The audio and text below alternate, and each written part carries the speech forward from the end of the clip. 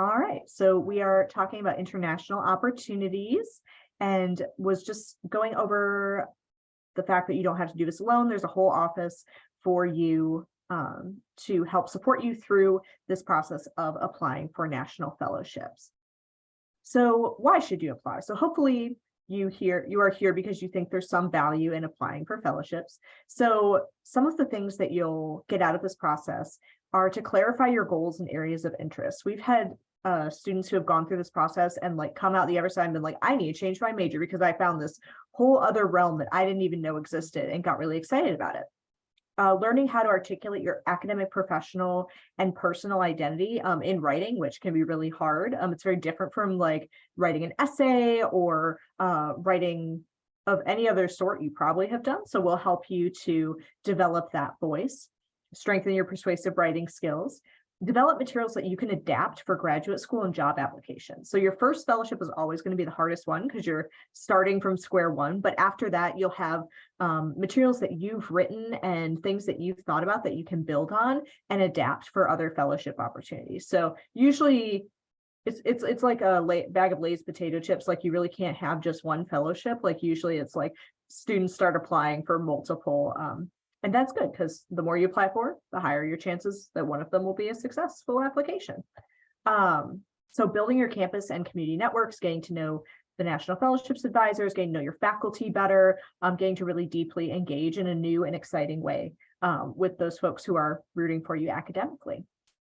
Getting individual guidance from faculty. So there are opportunities for you to get direct mentorship from faculty, either facilitated by our office or as you start to develop those relationships yourselves.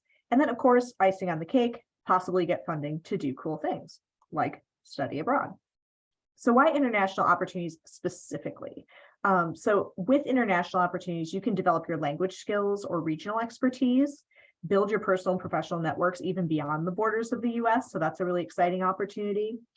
Pursue specific academic opportunities that either maybe USC doesn't offer that particular area of, I know you're talking about GIS, maybe they don't offer that particular area of GIS and there's a, I don't know, university in Sweden or something that's taking a really unique approach to it. So you can complement what you're learning at USC or some of the programs that we're partnered with, they may have really well-renowned like business schools that are top in the world for what you want to do. And so that can even enhance your experience. So again, pursuing those specific opportunities can be a part of why you would pursue an international opportunity. Research with top scientists. I know we have a chemist in the room. There are opportunities to do research abroad too. So getting that international perspective and learning how to work with your colleagues abroad is really important as a scientist. And then developing a global perspective on local issues. If anyone else can think of ones that I missed, feel free to throw it into the chat.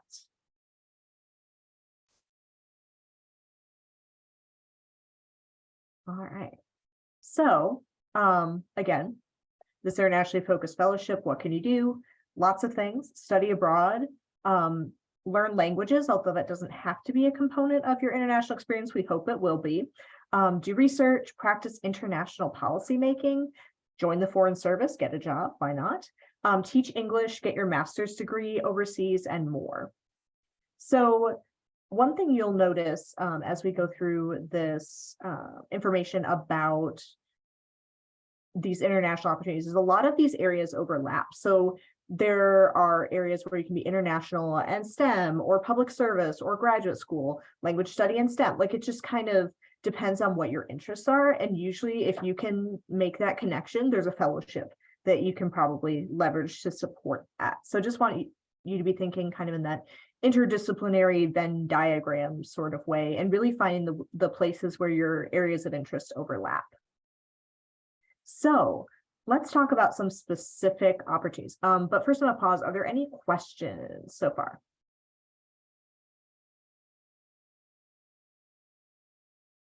All right. If you do have questions, feel free to throw them in the chat. I do have that up and we'll be checking it as we go along.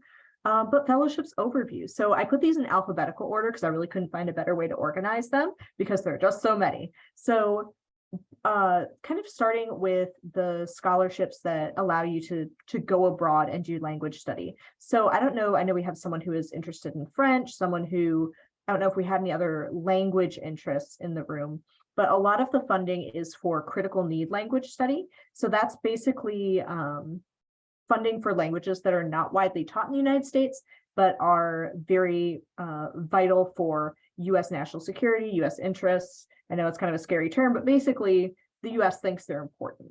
So they put a little bit of funding towards them. So two of the fellowships that are most closely tied to language learning, if that's one of your goals, are the Boren and the CLS. So Boren is going to be a scholarship for a longer period of time abroad, 12 to 24 weeks or 25 to 52 weeks. How long you go determines the amount of funding that you're eligible for. And those are for specifically critical need language study.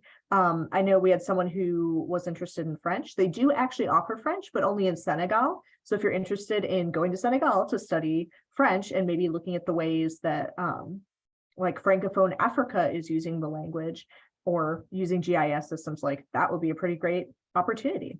And for STEM folks, in particular, and only for STEM folks, they do offer a shorter summer program that's 8 to 12 weeks. So that's critical need language study, and you can choose your own program, and Boren provides the funding. CLS is a little bit different in that it is a standalone summer program for one of, I think it's 14 critical need languages that they've picked out for you. If you apply, you get picked. You go for this 8 to 10 week intensive language program, everything from Japanese to Urdu to Indonesian. So definitely take a look at those if you're looking at learning other languages and that's something you're really excited about. So next is kind of the more broad study abroad, broad fellowships. So the bridging scholarship is specifically for Japan. So study to Japan. Freeman Asia is for study to an East Asian country. FEA stands for Fund for Education Abroad. That one's a little broader. And then Gilman, which if anyone is eligible for Pell Grants, Gilman is probably the single best study abroad fellowship. So yeah, we got some, obviously, 2 Gilman scholars. So I said I would tell you what Gilman was.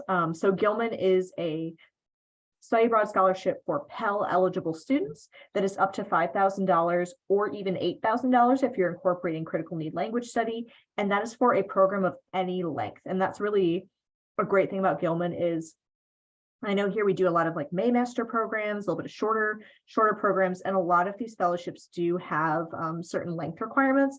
Gilman does not. It just has to be credit bearing and you have to be Pell eligible. So if you fit those 2 criteria, Gilman is going to be your best friend. And we're actually going to be having a specific Gilman workshop tomorrow at 1:30 in Harper 320 if anyone wants to attend that particular workshop. But Bridging, Freeman Asia, Fund for Education Abroad, and Gilman all let you determine what program you want, like with Education Abroad. So you'd apply for your program, and these fellowships would be the funding mechanism for that program. So I'm going to pause. Did y'all want to put any other details to Gilman about like what you thought it was, what it is, anything I missed, or Freeman Asia? I thought it was $5,000 and it was $5,000. So Okay. that's all I can say about that. It's a lot of money. Yeah. And it really makes a difference. So yeah. Yeah, I would just say that you can get extra money from Gilman by doing the critical language essay that they do. I don't know if they changed it or it was always like that, but now I think it's a little bit more money for the critical language one than previous years. I think ours was just an extra 1,000. I know I think it's like 3,000 now. Yeah. So I would look into that as well.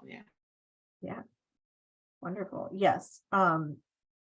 Yeah, and the amount they award does vary a little bit, but I think everyone in our last cycle of Gilman winners got 4,000 or 5,000. So quite a substantial chunk towards your study abroad.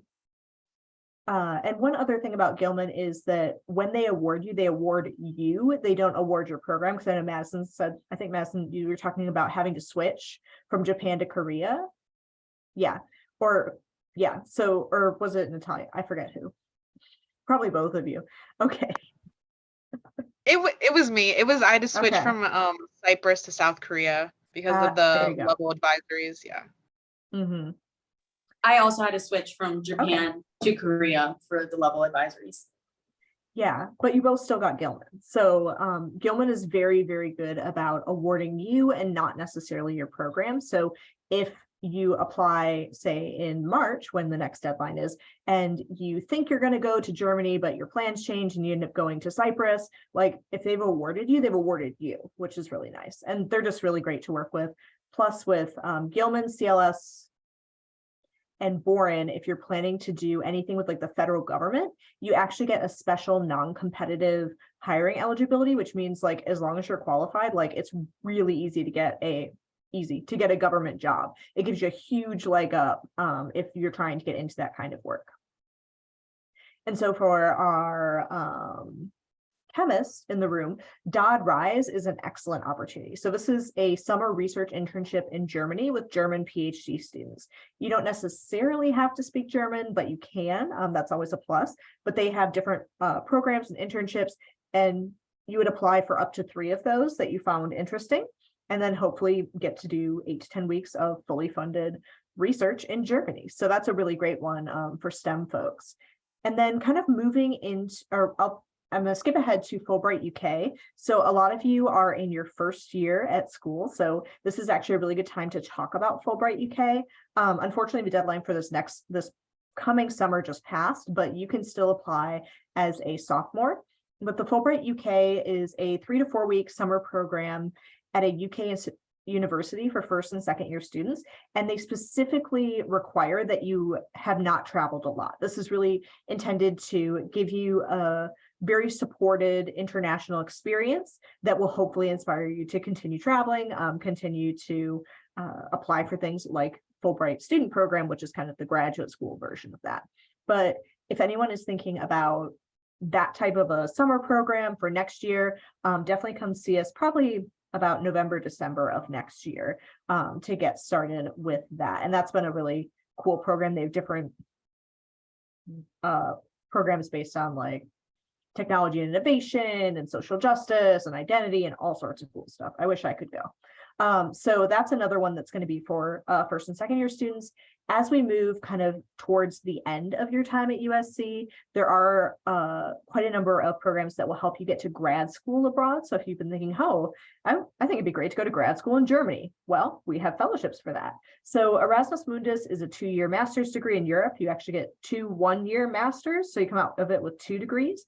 In a lot of different subjects. They have kind of preset programs. And then Fulbright is one that I work with a lot.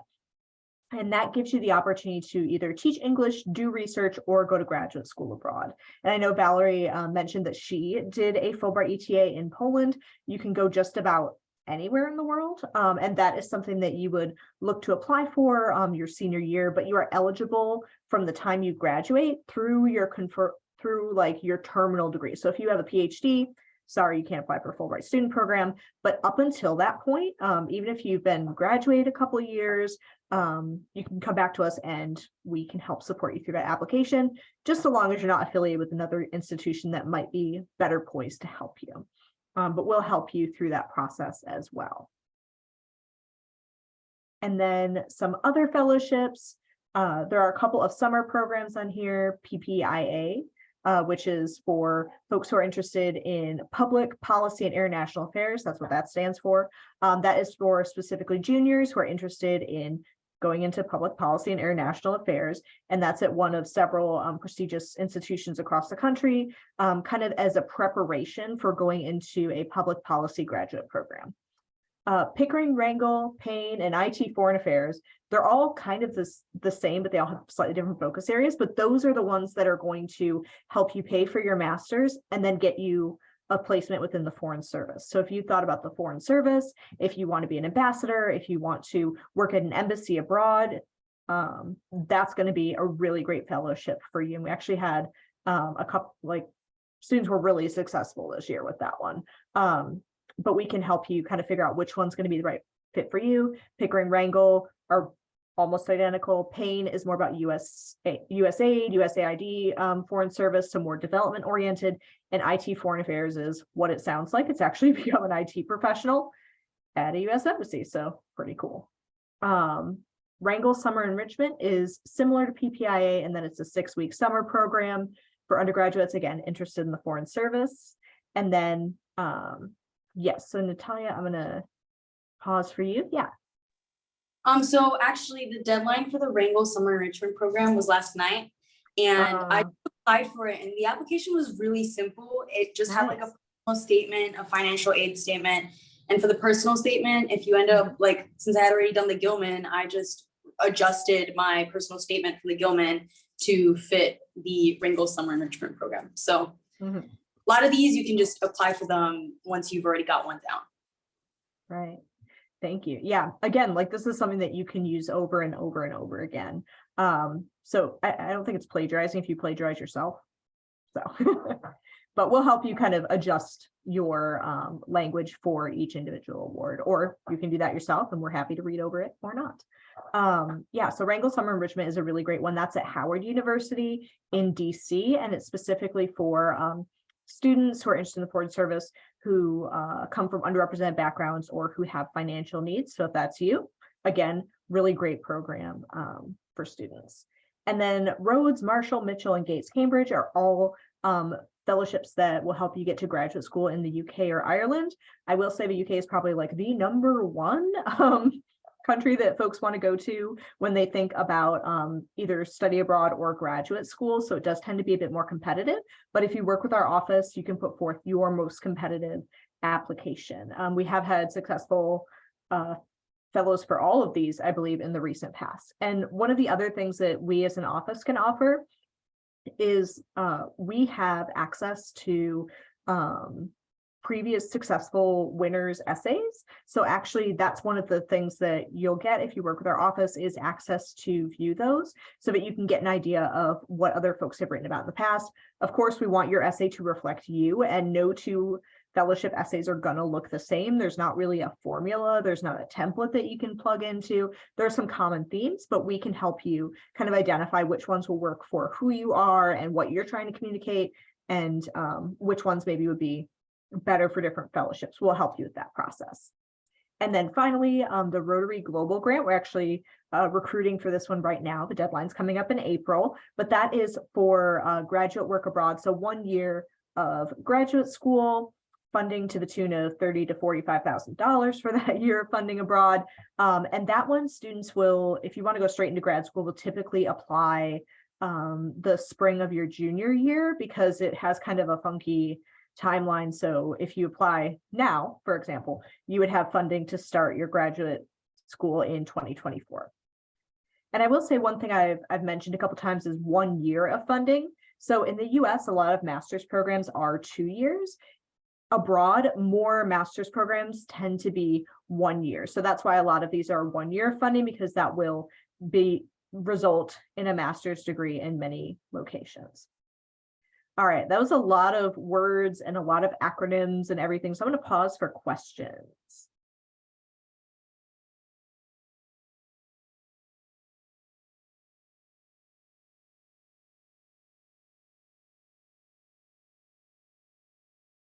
All right, and how will you know which one of these is right for you? You come into our office and we can help you explore what your interests are. Again, those intersections of all your different types of interests, all the things that you're involved with, and really finding the fellowship that's going to be the right fit for you. Someone who's a great fit for like a Rotary Global Grant may not fit the IT Foreign Affairs Fellowship, and that's okay. It's all about finding the fellowship that's going to be the best fit for you, and we're here to help with that. So what makes a good fellowships applicant? Fellowship applicants can look a lot of ways. I think we have, 3-4 potential fellowship applicants in the room that I see. But in general, if you're looking for an international opportunity, what kinds of things they're looking for are someone who's interested in other languages, cultures, and perspectives. If you're planning to study abroad, I would hope that would be you. Solid academics. So what does solid mean? Depends on the fellowship.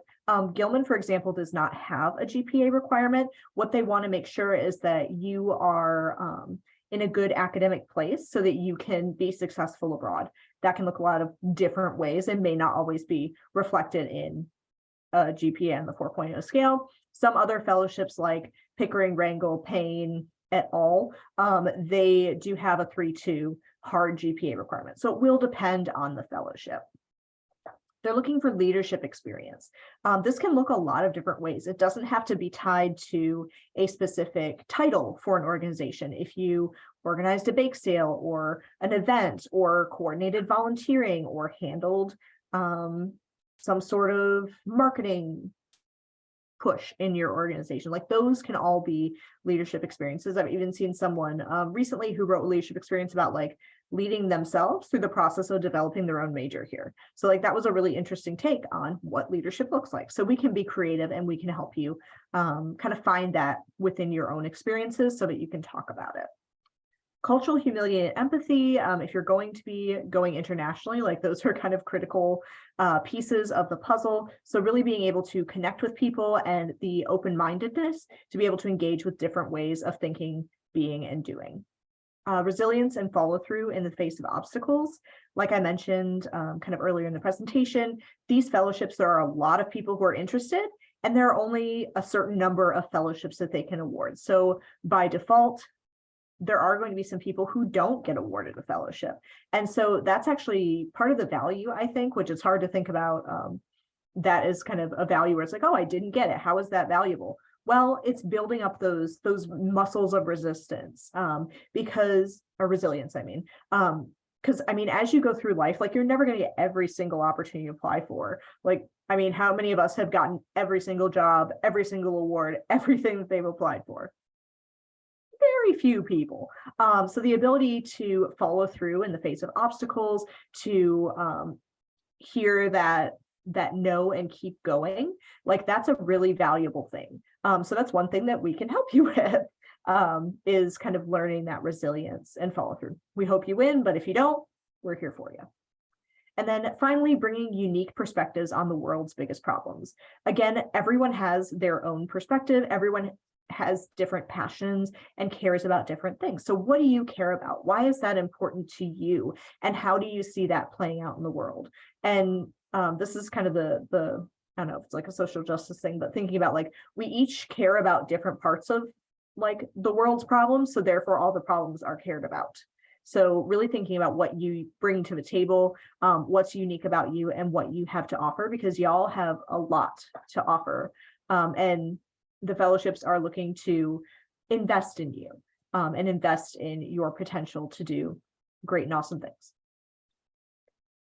So now I am going to be quiet and turn the floor over to Natalia and Madison to talk a little bit more about their experiences abroad, their experiences in the fellowship process, and any advice they would have for folks who are hoping to engage in that process themselves. I can go first. Sure. So I would start with saying that like I started off with applying to the critical language scholarship, CLS, and I did not get into that program, but with like the rough draft that I had from the CLS essays, I was able to kind of build like a backbone structure of like what I wanted to talk about in the Gilman and Freeman Asia essays.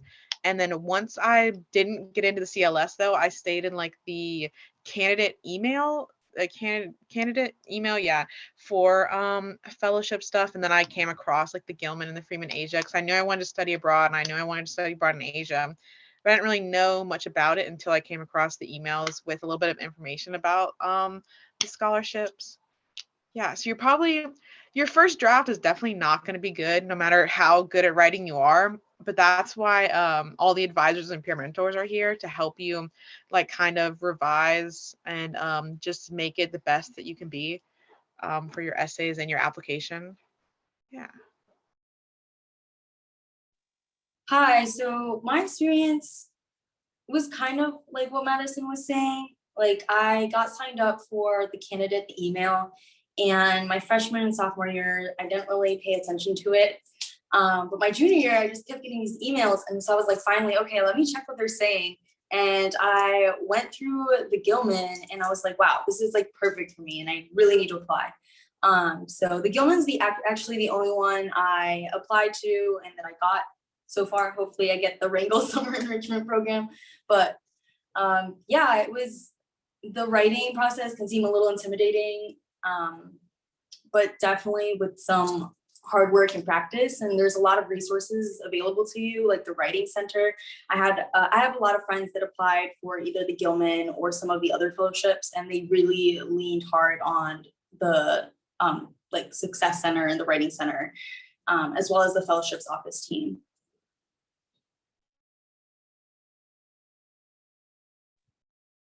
Yeah, so thank you both for that. And if anyone has any questions, like feel free to unmute yourself or put it in the chat. But I was just curious, what made you take that step to actually like come into the office and say like, oh, I could see myself applying for this? And like what made you see that in yourself? And then also, what advice would you have for folks who are just starting out on this process? I would say what made me come in was, I think there was like a booth or something that was happening somewhere on campus that had like the fellowship office, and the person I met with was like really, really nice, and she was like, yeah, just come in, we can talk. It could be really informal if you want, or formal if you want it, that as well. And she kind of like was kind of push me, but in a nice way, to come in. And she was like, we just kind of can look right now, we don't have to like, you don't have to start applying for anything right now if you don't want to, like kind of like very gentle, which really made me like not freak out as much as I thought I would. And I do not remember what the second part was. What advice you would have for someone who is looking to apply or thinking about Advice, it?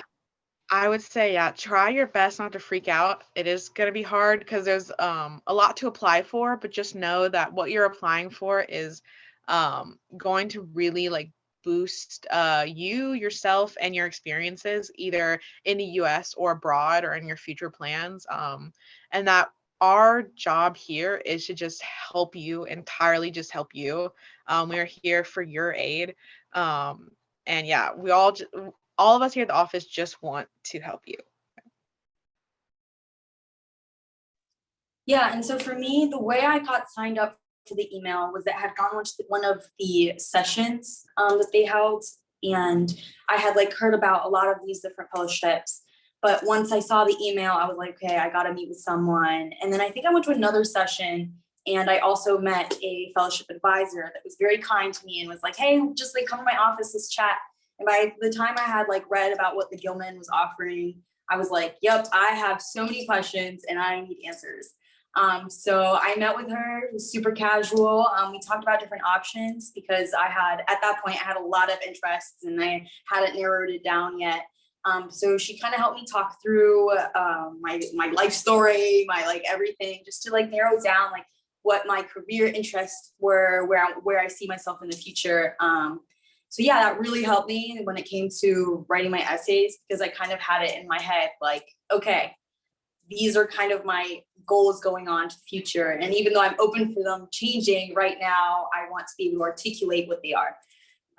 So yeah, and for advice, I would say for the application process, like Madison said, it is very intimidating. I don't know about you, but writing is not one of my favorite things to do.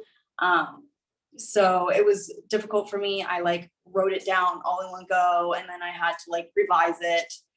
So yeah, it can be scary, but don't let that scare you off from actually doing it, because it's so worth it.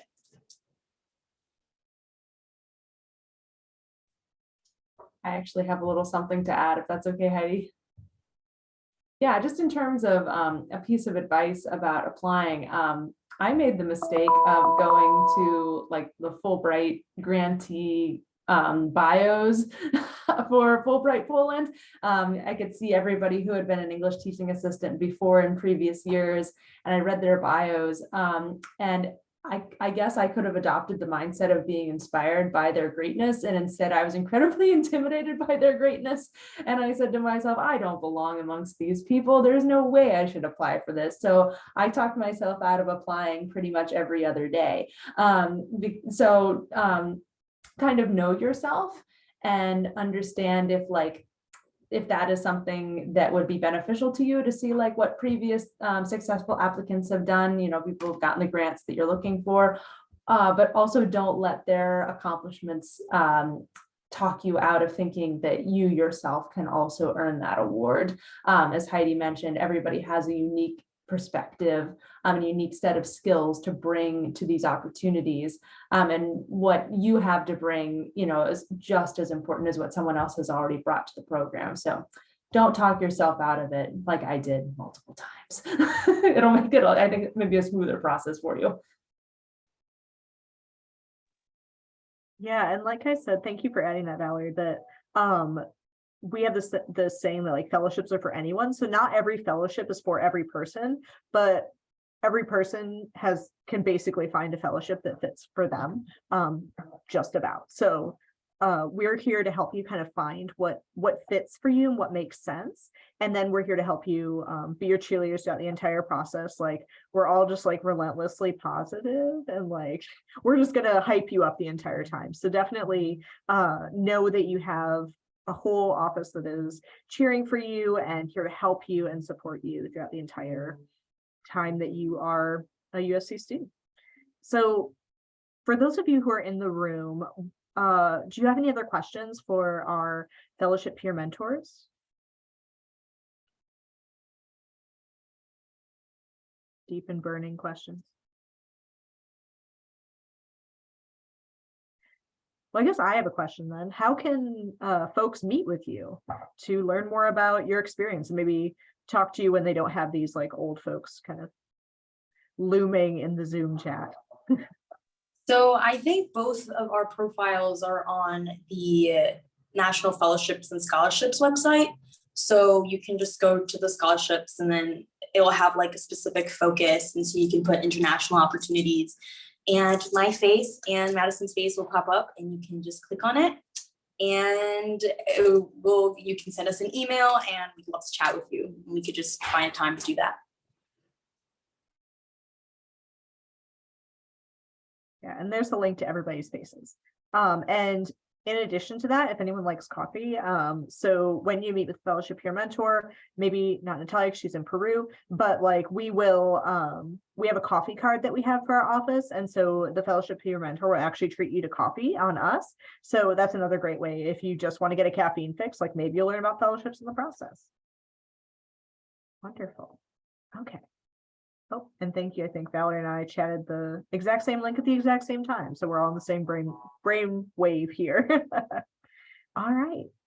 Well, feel free to continue to type questions into the chat. I'm just going to wrap up with some next steps and hopefully we can get y'all started in the process and connected with our office so that you can continue to explore these types of big questions and can go to Argentina and France and Morocco and Australia, New Zealand, wherever you want to go. All right, so I'm going to share my screen again.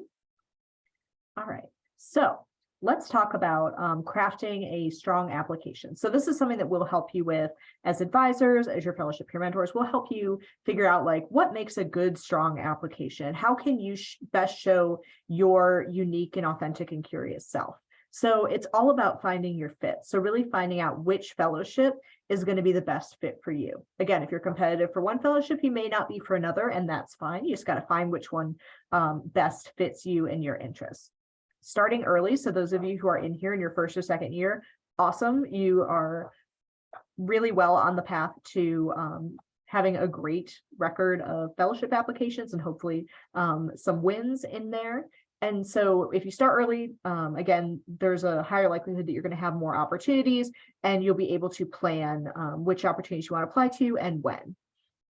Grab coffee with a fellowship peer mentor. Again, just go to that page that we linked. And then if you click on people's faces, it will actually send them, like it'll pull up their email. So feel free to go ahead and arrange a chat with as many fellowship peer mentors as you want. they're sorted by category, so you can kind of get a sense of what each person might have done with their fellowship. Get to know your faculty. So I know especially when you're first starting out at university, like faculty seem like these really impressive and intimidating types of folks, but they're here for you too. So really being able to develop those faculty relationships, going to office hours, asking good questions about interesting things that they're talking about in class. If you have questions, like going in and just talking to your professors, and that will be good as you start this fellowship application process, because a lot of these fellowships do ask for letters of recommendation. So that is a letter from someone who knows you in an academic capacity, a personal capacity, and can really talk about how well suited you are to accomplish what you're proposing to accomplish through your fellowship. Not every fellowship has a letter of recommendation, but a lot of them do. So that's a really good thing to start working on. Again, that we can help you brainstorm who you might ask. And Natalia Madison, do you have any suggestions for how to create those faculty relationships since you've been at the university a while? Yeah, so I am an introvert, so it was a little intimidating to get to know faculty, especially if it's a large class. But what actually happened to me was that I saw this great opportunity. It's a national student leadership forum in DC, and I needed funding for it, and I had no idea who to ask. So I went to a couple places on campus, like the financial aid office and a couple other like offices that are supposed to help with funding. And they all told me no, and I was like, I really, really want to go. And so I literally looked up on the website of like the political science department, and I saw that my professor of one of my classes that I really enjoyed was the chair of the department. So I just went up to him one day after class and I was like, introduced myself. And I was like, hey, I really want to do this opportunity. I don't know if the political science department can help, but I would really love to know if they could. And he really surprised me. He went above and beyond and like met with everyone. They were able to make an exception for me. But since then, I was able to like cultivate a relationship with him. He's been a very good mentor to me, and has like she said, you can get letters of recommendation out of it. I seriously didn't expect it, but he ended up telling me, hey, like, let's meet up sometime during the semester or after your semester abroad to talk about your future career opportunities and all these different things. And I was so excited about it. And like, he's helped me. I applied for the Washington semester program, which is a like intern and live in DC for a semester. I was actually supposed to do it this semester, but I decided not to do it even though I got in. And he actually, when I told him about the opportunity, he's like, this is a great fit for you. Let me write your letter of recommendation, please. I didn't even have to ask him, he offered. So yeah, really great conversations can come out of that. And you can really get a mentor for literally the rest of your career if you really want it. So yeah, I would really suggest just finding a class that you really enjoy, or really enjoying your professor's teaching style or whatever, and just like go up to them and introduce yourself. And a lot of the times they are much more willing to help you and to be invested in your journey as a professional than you think they might. So yeah. Yeah, I would say the same for me. For me, it was one of the classes I was taking that wasn't even related to like Asia or like an international type class at all. It was a women and gender studies class, and I emailed my professor because I'm also really introverted. And I emailed my professor and I was like, "Hi, I was wondering, like, I would really love to talk. I'm applying for this program. I've been taking this class for a little bit by then, and I was like, I'm really interested in this program. I need it requires a recommendation. And before, like, even talking about the recommendation, I was like, I would really love to, like, sit down and chat, just so you could get to know me and, like, my goals and my plans for the future. That's what a lot of the professors really want to hear before they give you a recommendation is your goals and your plans for the future. So they can kind of, like feel a little bit more like personalized to you and make your recommendations a little bit more personalized. Yeah, I would say if you're a little bit like an introvert, like the two of us, you can always email and then meet them in person or on Teams or anything like that. That's what I did. So I felt really awkward going up to them after class. So I emailed them first and then we met up after that. Yeah, just reaching out. Usually all the professors I've come across asking about recommendation letters, not a single professor has been like outright no or anything rude or anything mean at all. Like everyone's been like, they want to write recommendation letters if you show that you're really interested in something and that you have really thought this either program or application out. Yeah. Yeah, thank you. Those are great experiences. And also, like, again, as an office, what we can offer to do as support is I've actually read over email drafts for students who are reaching out to their professors for the first time, just to make sure that they sound okay. So like, we're here for you, even with making first contact, as it were. Yeah, so we are getting close to time, so I just want to skip ahead. So strong application, also depth over breadth. In high school, like, and even in your first couple years of college, it's all about trying a lot of different things. But as you start to go through university, what they're really looking for in terms of a lot of these fellowships is the depth of your knowledge, rather than like knowing how to do 50 different things. Can you do 2 or 3 things really well? Or are you really like deeply invested in 2 or 3 things? So that can be something that you can think about as you're moving forward. Demonstrating your interest, letting them know what your hopes and goals and dreams are.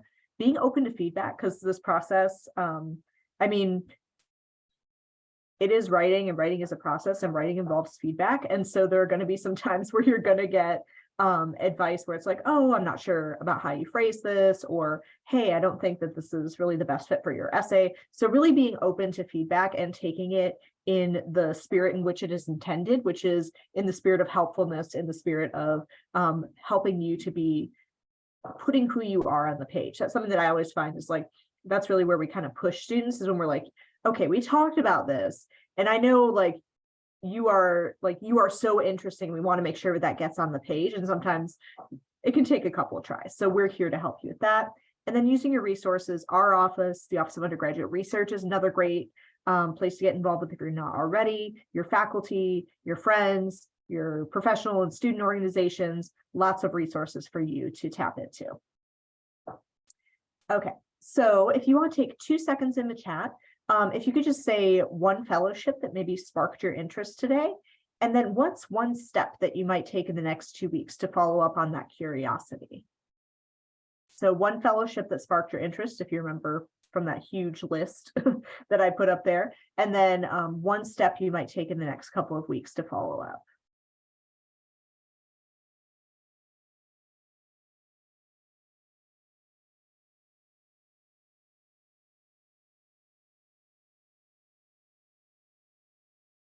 All right, and as you're typing those, I will say getting started is pretty easy, especially if you are kind of new to USC. It's a great time to start to explore. So what you'll want to do is explore your options with Info. Info is our searchable database of fellowships that's available on our website. I'll show you where that is in just a second. So start exploring that. There are different search parameters you can use. You can use filters to figure out like, oh, if I'm interested in STEM, what can I do? International, what can I do? If I'm studying business, what's good for that? And we'll look at that. Okay, so yeah, we got a Dodd Rise interest person, look it up online. Awesome. Perfect.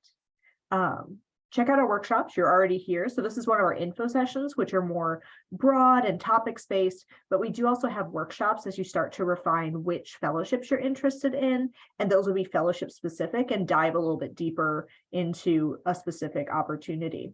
Fulbright, awesome. Explore the options and see what's available. Very cool. We're actually having a Fulbright info session on the 20th of February. There is a link on our website and our workshops page, so you can sign up for that. Boren, awesome. Yeah, so Boren, you'll be applying in like next winter, like this winter, December 2023, November 2023 will be when you'll start that process. So excited to talk more about that one with you. And then when you're ready, make an appointment, and this can be before or after you do your research. These steps are a little nebulous, but you can make an appointment with us via Navigate if you're an undergrad, and you'll see a list of fellowships advisors, so you can kind of pick your favorite and go with it. We do have our areas of focus. I'm international, Chastity is STEM, and Valerie is first and second year awards, but you can meet with any of us. We're all cross-trained and are ready to help you. Or if you are a graduate student or looking to talk about graduate awards, Matt Kloppenstein is our graduate fellowships advisor, and he uses Calendly because graduate students don't have access to Navigate. So you can schedule with him there. And then finally, complete your candidate profile. So your candidate profile just gets you into our database and lets us know what you're interested in. So any questions? I'm going to pull up just a couple of our website real quickly just to show you where those couple of things are. But any questions, feel free to unmute yourself while I'm pulling that up. I do realize we're at time, so if you do need to go, you can feel free to pop out. Okay.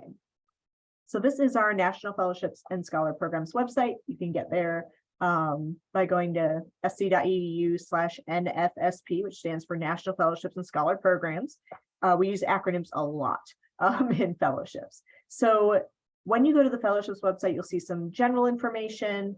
The info database is where you will be able to search for awards. You can see there are specific search tools. So you can say, ooh, what do they have in fine arts? Let me see.